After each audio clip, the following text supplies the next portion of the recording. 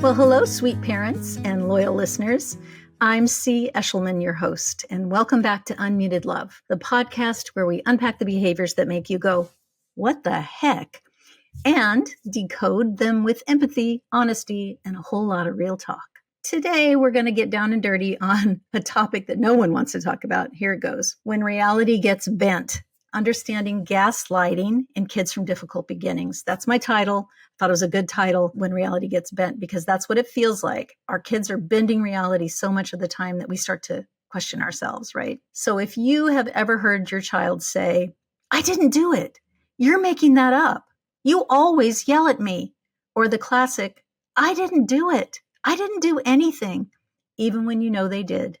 You are not alone. So let's get real about what's happening when kids gaslight and why it might not mean what you think it means. So what is gaslighting really? Well, let me define it. Gaslighting is when someone tries to make another person doubt their memory, their experience, or even their sanity. It's a form of manipulation that in adults can be extremely damaging. But here's the twist. In our kids, especially kids from difficult beginnings, gaslighting isn't always intentionally manipulative. It's communication. Remember, all behavior is communication.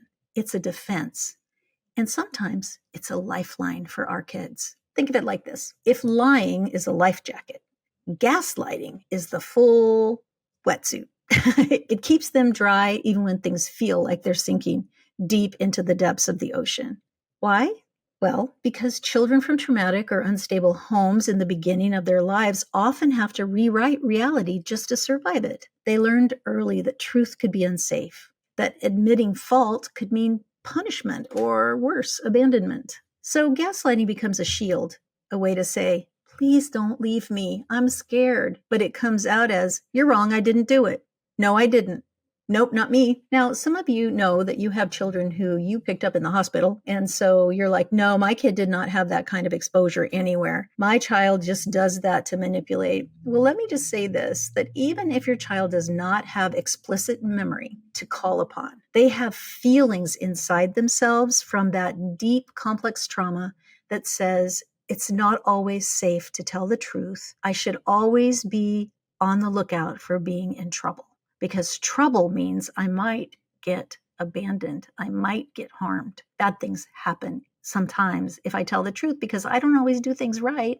And I know that, but I don't want to get into that much trouble and I sure don't want to be abandoned. So I've said a little bit about what gaslighting sounds like in children, but let's put some ears on this a little bit differently. Here's some real world in the trenches examples of gaslighting from kids. So if a child's deflecting blame, they might be saying something like, I didn't do that. That was already broken. It wasn't me. It was somebody else.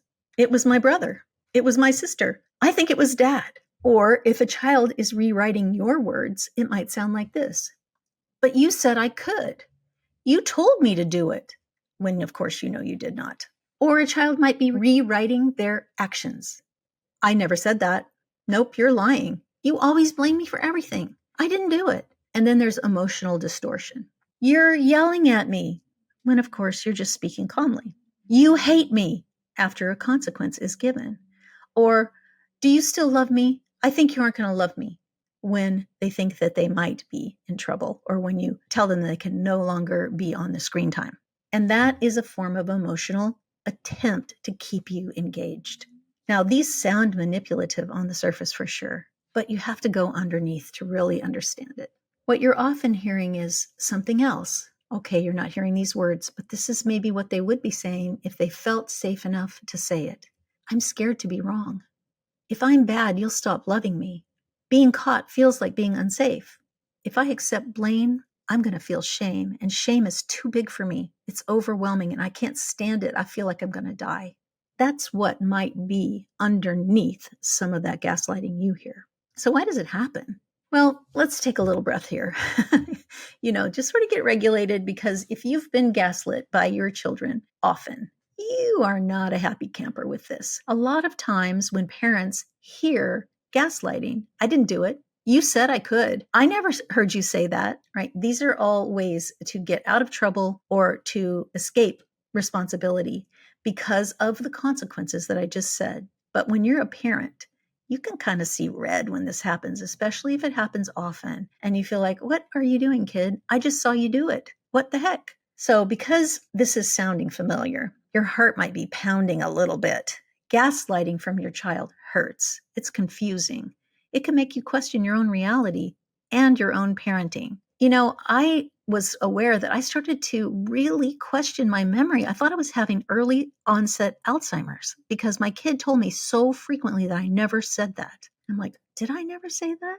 Oh my gosh, I thought I said it. And then after it happened so many times, I'm like, no, seriously, it only happens with my children. No one in my life is telling me that I didn't say something. But remember, this behavior is often rooted in just plain old survival. Kids from difficult beginnings of abuse, neglect, foster care, inconsistent caregivers have often lived in chaotic or unsafe environments where reality was unstable. And even if they didn't, when they come from difficult beginnings right in the hospital, they have an internal experience of instability. So in homes that they may have been in before 2 years old, especially, they have imprints, and the imprints are like this. Lying may have been the only way to stay safe. Truth might have been punished, and adults changed the story constantly. And in other situations, for example, when police showed up at the door, the typical thing to do was to just lie to police. I remember when I was growing up, my father was a heavy drinker. And one time, the police showed up at our door because my sister had called the police on my dad, who my mom and dad were fighting, and she was scared. She had called them, and she and I went to the door to answer it. And my mom had said, as we passed her on the way to the door,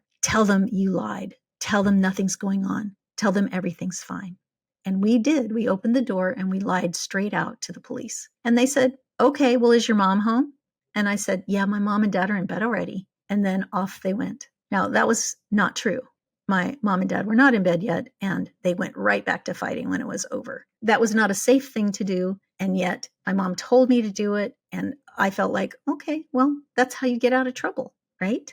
They didn't want to be in trouble, so they told me to lie. I lied, and the trouble was over. So I learned that really early. If I lied, I could get out of things. I could get out of trouble, and it worked for me. Of course, it didn't work for me when I got older and realized, oh, you have to have integrity to be trusted in the world. You have to have credibility. You have to speak the truth. Oh, okay. It was a hard lesson as I moved into adulthood. So when a child gaslights you today, they may be reliving yesterday's rules. They're not trying to gaslight you. That's a thing they have no concept of. They're trying to protect themselves from what gaslighting protected them from back then, or they're trying to protect themselves from some perceived danger that they're in if they get in trouble with you. Now, yeah, sometimes they're trying to survive you with their gaslighting, because if you have responded negatively to them at any time, they have fear of you too. And so you have to be aware that traditional punishments, and those would be the kind that are severe and long-lasting and punishing, you have imprinted them with the same kind of fear.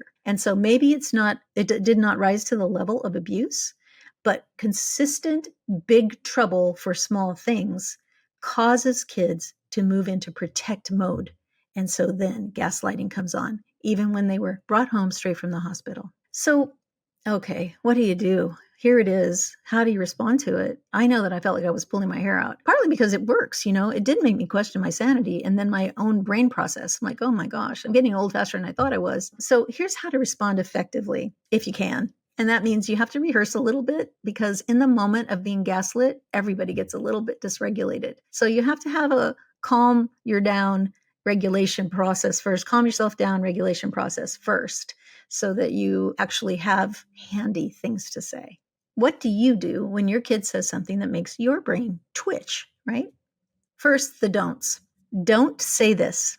Stop lying to me. Don't say this. That's not what happened, and you know it.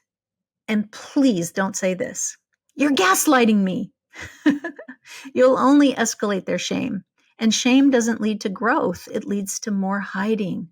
And then they do it actually more. Instead, I want you to think about trying these 4 steps. 1, pause and breathe. Yes, regulate first. And then once you're regulated, you can say, I hear you. Let's slow down a second. And then when you stay calm, you model regulation. And then you can come back to, I think you might be afraid that you're in trouble.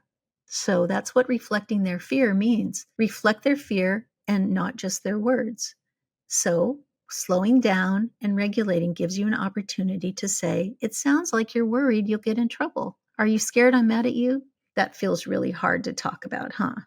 This shows them that you're still safe, right? You're safe with me, baby, even in this mess you're in. I love you, and we're going to work it out. I'm always going to love you, even when you've made a mistake. So, number 3 would be offering your version without shaming.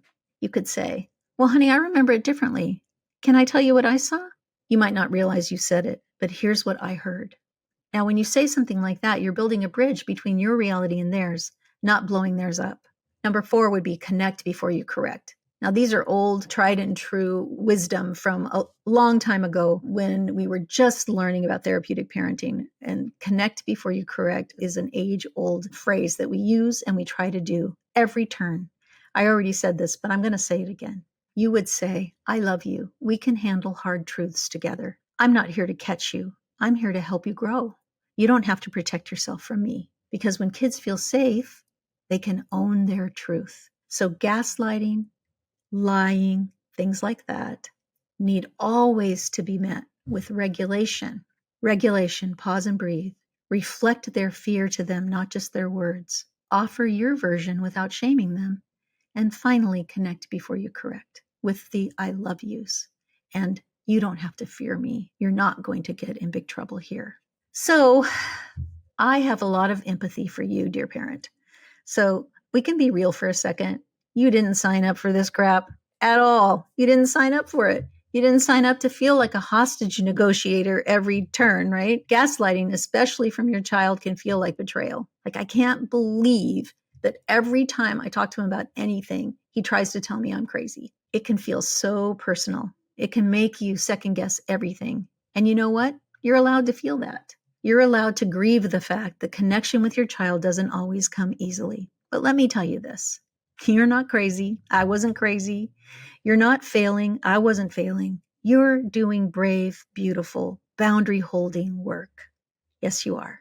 Remember that and say that to yourself regularly. Otherwise, you will start doubting yourself. Your child's gaslighting is not a referendum on your parenting. It's a signal flare, a coded message that says, I need help with the truth. Please show me it's safe. And you're the translator. You're the safe space. You're the one who says, it's okay to mess up. You're still mine. I still love you. So that's really it. Thanks for hanging out with me today on Unmuted Love. This stuff is so hard, but it's also, dare I say it, kind of sacred work. You're not just parenting a child. You're parenting someone's past and helping them build a future where the truth feels safe, not scary. If this episode of Unmuted Love resonated with you, share it with a friend, or subscribe, or leave a review. That'd be lovely. I'd love to hear how you think about this. Because the more we normalize these conversations, the more our kids and parents can get the healing they deserve. So everybody, thank you so much. Breathe deeply. Remember, your love matters. You're doing it right, even when it feels all wrong. See you next time.